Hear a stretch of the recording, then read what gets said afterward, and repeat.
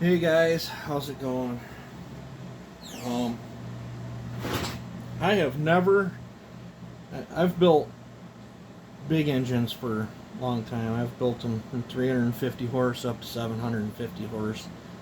And I have never seen the amount of drama that I have seen since playing with, dabbling in increasing the performance of a chainsaw. It just blows my mind the amount of drama, controversy, who's right, who's wrong, who's the best, who's the worst. It's unreal. So, in amongst this little rant video, I guess is what we'll call it. I don't typically do videos like this, but I don't claim to be right. I don't claim to be the best. I definitely know I don't build the best saws. I don't build the fastest saws. I am not the best machinist. I dabble in it, just as if I dabble in porting on saws. So now that that's said, let's talk about some of the dramas that I've been hearing about, seeing, encountered myself. It's unreal. I'm not going to argue with another porter. It's just it's not in me. I don't care. There's drama in whether to raise the compression, whether that be, there's some builders that say you got to cut the chamber and the base and then move all your ports around to shrink this area here. They like between 40, 50, 65 thousandths out of the chamber here. They want to see that that's a gain or whatever. I don't care if you cut it out of here or if you're just cutting it off the base and cutting a pop-up or welding the chamber.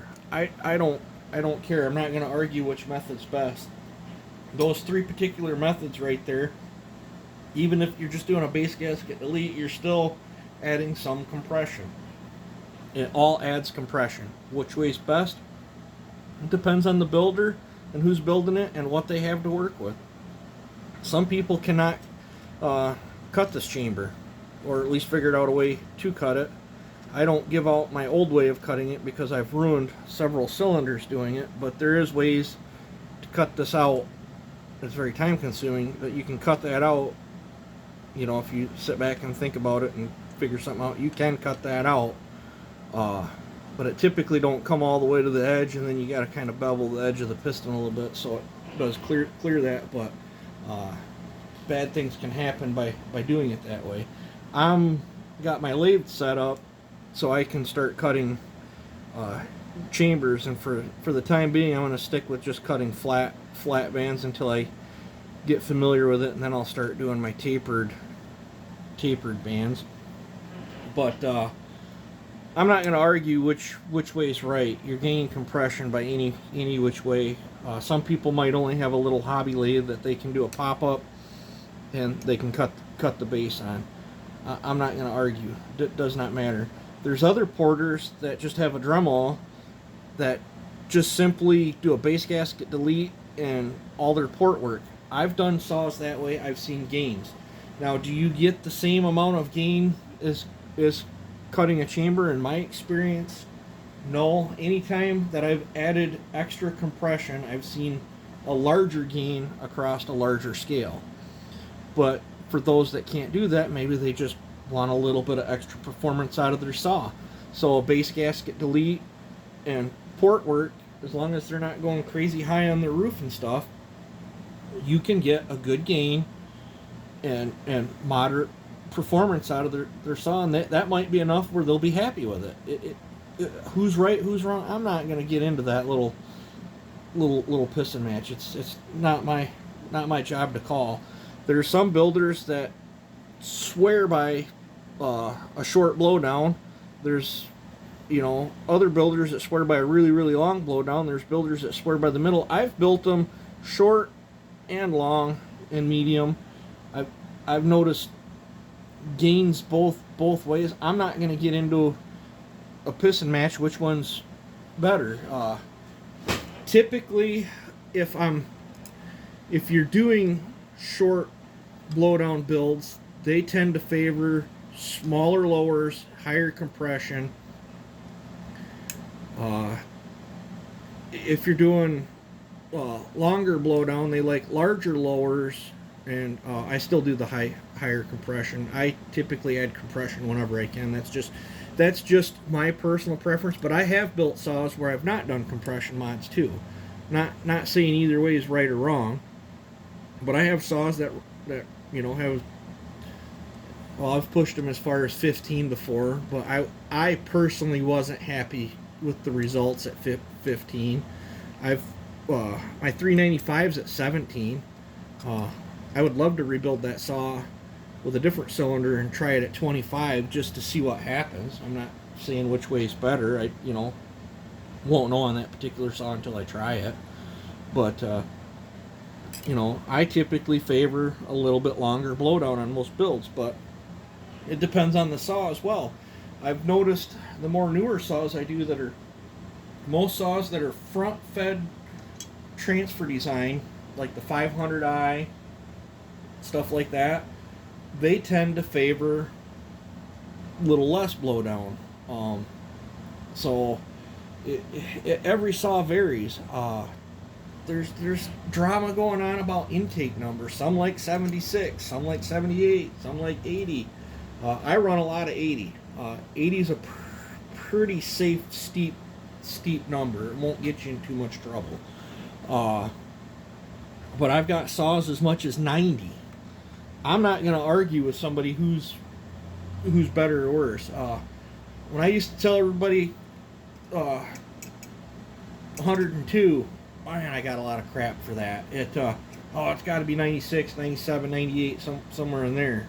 It depends on the saw. I've got saws up 96 too, but most of my builds that I'm happy with and enjoy running, like this saw behind us here, that's on a 102 roof with longer blowdown.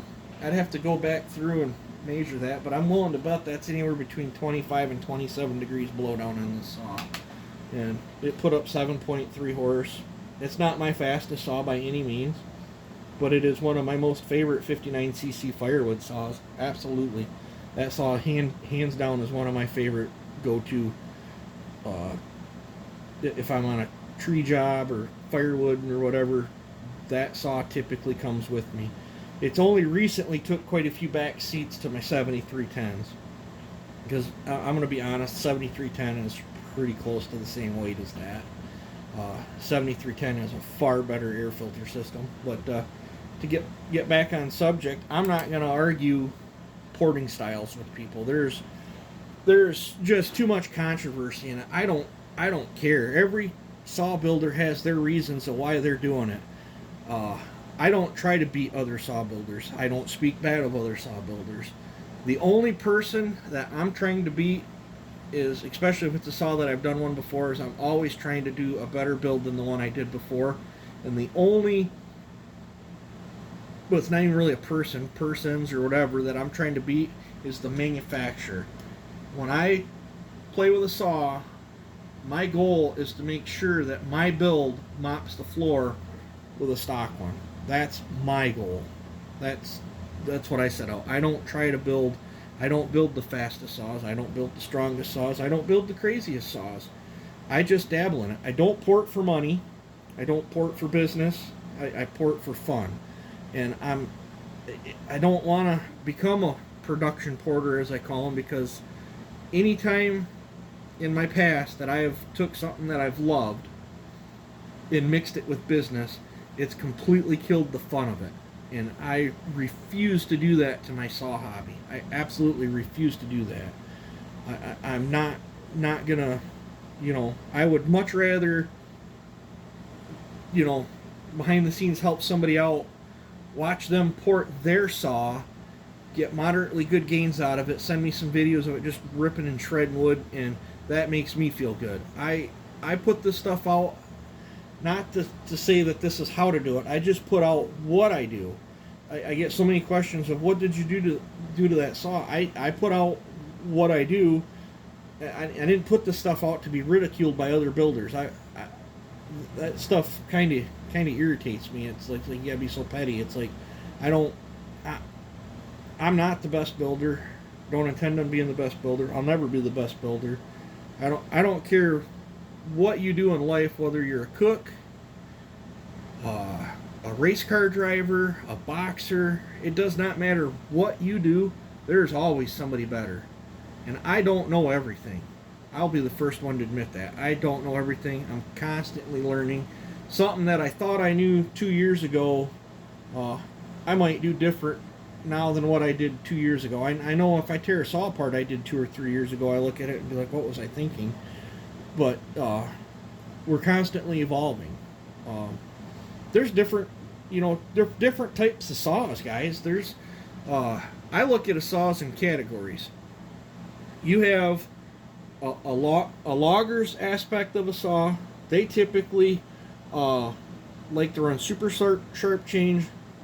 They typically don't jack the compression up in them. Fuel economy is a concern because they typically only like to use a 1-gallon jug. They take 2-gallon jugs with them on a rope typically. One's got gas, one's got oil in it. They carry a file with them, a scrunch, tuning screwdriver, a few other little odds and ends, and they got to truck that saw all the way out in the middle of nowhere. They can't have a jacked up compression saw busting the rewind in the middle of nowhere. But they want their saws super sharp chain, moderate chain, well, pretty fast chain speed, moderate torque, and good fuel economy. Now, I build 90% of what I call a firewood saw. Well, people are, well, what's the difference between a logging saw and a firewood saw? I like moderate chain speed, RPM of the saw or whatever. I like a broader torque range because you never know, especially if you're reading the log wrong, you never know what way if you read the tension wrong, you could easily pinch, and fuel economy is less of a concern because typically when I'm out firewood and I carry a can with me, and by the time you're done cutting, you're ready for a break. So a firewood saw, I like moderate chain speed, broad torque band. Gas consumption's questionable. I like jacked up compression for the added torque, because typically I take 3, 4, sometimes more saws than that when I go out to cut firewood. So if one does pop a rewind or something, midday or whatever, it's not the end of the world. You just grab a different saw and go. But that's how I do it. I don't like a lot of, because firewood saw never really has an optimum chain on it. They never really do. You're constantly skiffing the dirt or cutting dirty stuff, and so the chains are always never on par. They're subpar. Not dull. They're dull compared to like what a logger would, but they're not razor sharp, and they're not blistering through the wood. A blistering chain through the wood dulls real fast. You'll find out. So typically, I don't like a saw that's screaming its guts out with a semi-dull chain on it, pulling tiny chips. Because when you're pulling powder, you just better stop and either sharpen your chain or go back out. But that's what I consider a firewood would build. And then you got like your get-together / cookie cutters. Them guys run mega sharp chain. They're wanting their saws to scream their guts out, pull real high in the cut. That's fine for get-togethers and just cookie cutting, but to me, that's not an ideal saw to go out and cut firewood with. It's just not for me. And then you got your full-blown race saws, which that's in a totally different category. You can't go out and cut a pickup truck load with your race saw. You'll pop it before your truckload's filled up. So that's what I look at. You got logger, firewood, and then you got cookie cutter / get together fun saws. You got tree service guys too, but I lump them kind of in with their builds are kind of borderline in between a logger and a firewood saw. Most tree guys I know typically do have a little bit sharper chain because a lot of times they're up in a tree and they're not cutting the super dirty stuff. Occasionally they got to worry about hitting metal or something, but they're ground guys on the other side that are dealing with the stuff that gets brought down, and that stuff they're, at least from what I've witnessed, tree service guys that I've helped out, they're constantly biffing the dirt, and some of them guys makes you wonder how they even got that job for working at a tree service on the ground and running the chipper. I typically, when I work with tree service, I typically, by the time that branch comes down, before he's climbed up next to the next one, I've got the limbs knocked off and the meat part cut up and out of the way, and the brush off to the chipper, and the ground's cleared for the next one to come down. That's typically how I do it when I help out tree services, but every tree service is a little different too. But so yeah, it's all in perspective. It's how you guys, and you know, for those that don't know where to go with their starting numbers, go buy a Chinese clone saw. Something that, especially if you have an OEM version of that you want to port, but you're unsure of which way you want to go with it, go pick up that version in a clone. Dabble in it. I mean, a lot of times you can find clone cylinders for like $25-30 on eBay. So buy a clone cylinder, a clone saw, a clone cylinder, and build one with a pop-up. Try it. Build one with a chamber cut. Try it. Build one with low blowdown. Build one with long blowdown. Try different intake numbers. The nice thing with the intake is if you do get too far, you can build the bottom of that back up with JB Weld. So the intake part you can sort of fix. Typically I try to avoid JB Weld whenever possible, but I've got several saws that are JB Welded. But that's just my consensus. I'm tired of the drama. You won't hear me picking other builders apart. I do what I think the saw needs to do, and it is what it is. Is it the best? Nope. Is it right? Probably not. Same way with machining. I am far cry from a machinist. I dabble in it though, and I have fun dabbling in it. So just like I have fun dabbling in this. And that's what I want you guys, don't get tied up in that drama stuff. Try stuff out. Learn the best experiences in life come from self-trial.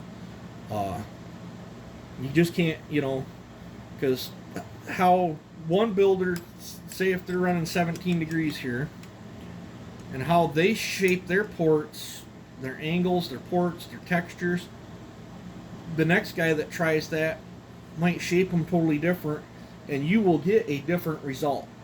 Sometimes it's favorable, sometimes it's less than favorable. That's just what I can tell you. There's guys that say doing the lowers this way is not the right way to do it. Well, I've done them both ways. I've seen, another way to do them is where they come in here and they don't touch the bottom much. They might take a little bit of that lip off, but they'll come in here and they'll oval this out and they'll bring it in on an angle, and it's still serving a good purpose too. What they've done was created a funnel from the side that still increases the velocity up the transfers. I've done them that way, and I've had good successful gains that way as well.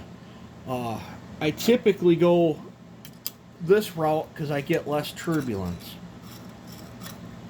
and I've also went this route and angled them. So what way is right? I'm not, both ways work good. Certain saws love less blowdown, certain saws love longer blowdown. Muffler mods, oh my god, that's another one that's so controversial. I've never seen anything like it in my life. 1-inch pipe, 3/4 inch pipe, 80% of the outlet, 65% of the outlet. There's a wide exhaust port versus a tall port, D-shape versus a more flatter roof. Do the ports how you guys feel you think you need to do them. I'm not gonna get in a pissing match, but the reasons why I would do a muffler mod, the number one reason is to let the heat out. Now, a secondary byproduct of that would be, I got a performance gain along with letting the heat out. And there's two other factors. Some people do a muffler mod for looks and sounds. The sound I'm not gonna lie, I like the way a muffler's, good muffler mod sounds, but sound and looks are secondary to performance and heat removal. I'm more concerned about heat removal and performance than I am sounds and looks. But after you get your performance gain and your heat removal, then you can focus on your sounds and looks. Because you can have a muffler mod that looks amazing as all get out, and it might not work worth a crap. So focus on heat removal, and then the byproduct of that heat removal is a performance gain. And then typically with that, you can muster in a decent look, paint the muffler up pretty good, make it look pretty good. So, but that's I just wanted to get something off my chest there. It was kind of bugging me, and I'm not going to get into a pissing match with other builders. If you want to weld the chamber. If you want to cut the chamber, cut the chamber. If you want to do a pop-up, do the pop-up. My best suggestion to you guys is try it all, see what works for you. Or better yet, try a little bit of everything in it, shake it up and see what you get. And, you might surprise yourself. But, so, it looks like I've blabbered on here enough. I just wanted to put my 2 cents in, and if this video offends anybody, I'm sorry, it's not my intentions. I'm just trying to let it out there that, there's several different ways to build a saw, and all of them see gains somewhere. Some might be more favorable than other builds, but there's not one right or wrong way. I'm not going to argue with somebody. It's just, I got more important things in life to worry about than arguing over port work on a chainsaw. This drama is self-created. It's mind-boggling. Like I said, I've built engines from 350 horse. I've built 4 cylinders. I've built big V8s. I've built them all over the place. I've built Volkswagen engines, and all my years I've never seen the drama in a performance world as much drama as this little contraption right here has seemed to have created. And what's ironic is these things were created to make our lives a little more simpler, and getting firewood and logging. These things changed the world for getting wood out of the woods. For the consumers, it's unreal the amount of controversy that's in this chainsaw world. And I think a lot of it's just, it doesn't need to be there. So I'm sorry if this video offended anybody. You guys take it easy. Have a good one. Enjoy your day.